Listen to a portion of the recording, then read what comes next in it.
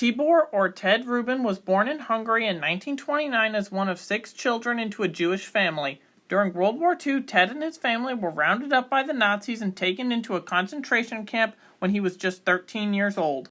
He was taken to Mauthausen camp in Austria where he saw Joseph Mengele, and before the war was over, both of Ted's parents and one of his sisters were lost to the Holocaust. Rubin survived the camp for 14 months and was there long enough to be liberated by U.S. Army troops on May 5, 1945. The American GIs gave Ted his first real taste of freedom, and their compassion for the people within the camps made a deep impression on the young teenage survivor. This was his first experience with soldiers who were fighting to protect human life, and on that day, Ted made a promise to himself that if he ever made it to America, then he would show his appreciation to the United States by enlisting within the U.S. Army. He did move to America after the Second World War, and the young immigrant made good on his pledge. Even though he was not yet an American citizen, he volunteered to serve his new nation in uniform, and then the Korean War broke out when Rubin was just a private first class. Rubin volunteered to fight in Korea, although he said he was told he was exempt from going to a war zone because he was not yet an American citizen. However, Rubin didn't think that it was fair for all of his other friends and other soldiers to go to war instead of him, so off to Korea he went. The conditions within Korea were beyond brutal, and the fighting was intense, and the bitter cold was unrelenting. And it was in these grueling circumstances that the now Corporal Rubin impressed his fellow soldiers of the 1st Cavalry Division as one of the best soldiers in the unit. However, one of his sergeants was anti-Semitic and constantly volunteered Rubin for the most dangerous missions and patrols, which he always survived. Rubin single-handedly would defend a hill for more than 24 hours against hundreds of North Korean soldiers, where he emptied all of his ammunition into the attacking North Koreans. This allowed for his company to retreat safely, and Rubin recalled that there were so many North Koreans that they looked like ants attacking a hill. He didn't have too much time to get scared, so he went crazy and was like a machine, a robot even, as he said. He ran around to every foxhole on the hill and started throwing hand grenades and shooting his rifle to make as much noise as possible. Rubin would constantly be sent on other impossible assignments like this against the North Koreans, where he fought bravely and survived against all odds. For these and other acts of bravery, Rubin was recommended not 1, not twice, not thrice, but 4 times for the Medal of Honor by 2 of his commanding officers, and with the full support of all of his fellow soldiers with the exception of that sergeant. Both of his officers, however, were killed in action shortly afterwards, but not before ordering Rubin's sergeant to begin the necessary paperwork recommending Rubin for the Medal of Honor. Some of Rubin's comrades were present and witnessed the order being issued, and all are convinced that the sergeant consistently and deliberately ignored all of his orders to give Rubin the Medal of Honor. Twice more, Ted's boys recommended him for the Silver Star, and twice for the Distinguished Service Cross, which never came.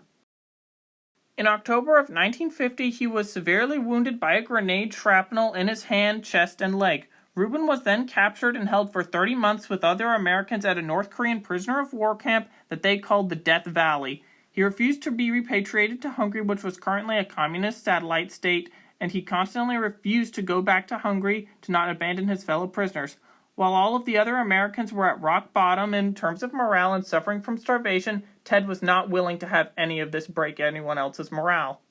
Rubin had been at a concentration camp less than 10 years before, and he felt that it was his responsibility to take care of all of the other POWs who were completely unprepared for life as a prisoner. He immediately saw that starvation was the worst problem that had to be addressed. Therefore, every night, Rubin escaped captivity and snuck out to steal food for the other POWs from the North Koreans and Chinese.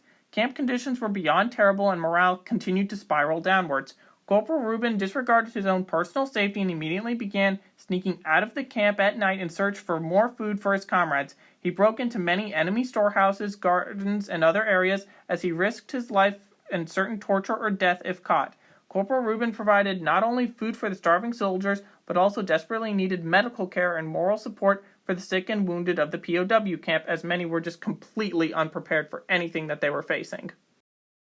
The brutality of the Chinese and North Korean captors was extreme and could not even be overstated. The communists committed many mock executions where they took POWs out and told them that they were about to be killed in the freezing snow.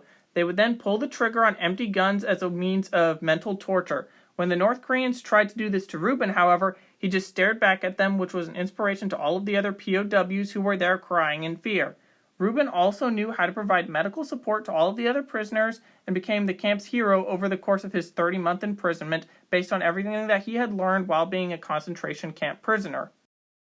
Rubin was also a pretty hilarious guy, which came in handy in a POW situation to destroy what became known as give-up-itis, where POWs were not just giving up on life, but were waiting for death in piles of crap and vomit. When men started to give up on life, Tibor nursed them back to life and is credited with single-handedly improving the camp's morale. Whenever the communists also had POWs go on marches, they would kill anyone who fell down. Therefore, Rubin would pick up any guy who fell down so they would stay alive. The Chinese also attempted to turn Rubin into a communist through indoctrination, and Rubin just responded by playing extremely dumb, which caused the Chinese to get extremely mad the whole time. The guy was just always trolling the communists whenever they tried to convert him, or just whenever he felt like it.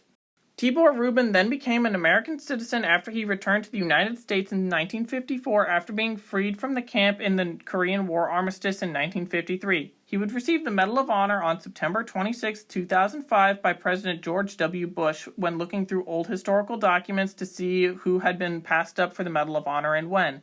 He also retained his great sense of humor after over half a century and surviving 14 months in a concentration camp, the Korean War, 30 months in a brutal North Korean prison camp where he was credited with saving at least 40 prisoners. He had seen humanity at its worst when he was a teenager and in his early 20s and spent the rest of his life in the service of the VA to encourage wounded veterans. Seriously, the guy is awesome and I highly recommend that you watch some old footage of him because he's so funny. Did you know about Rubin before this video? Is there anything that I left out or could have talked more about? Write in the comments, and thank you for watching.